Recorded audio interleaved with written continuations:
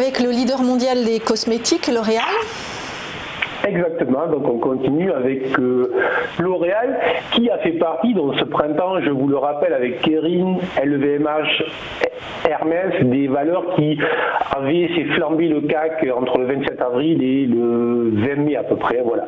Donc ce secteur est évidemment un secteur que les investisseurs n'ont absolument pas oublié, mais L'Oréal, moi ce que je remarque, c'est surtout c'est sa très forte résilience, puisque on remarque que après sa forte baisse logique en octobre, la valeur a très fortement rebondi.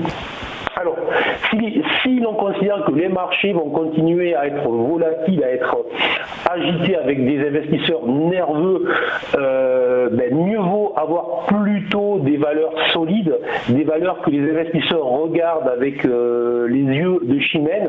Donc L'Oréal a l'air d'être une valeur que les investisseurs aiment, c'est logique, c'est une valeur solide depuis plus de 20-25 ans que je suis sur les marchés, que l'on parle vraiment de cette valeur qui est tout à fait remarquable.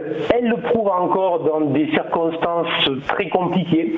Donc là aussi, alors là, on n'est pas sur un triangle ou quoi que ce soit, on est sur une valeur solide.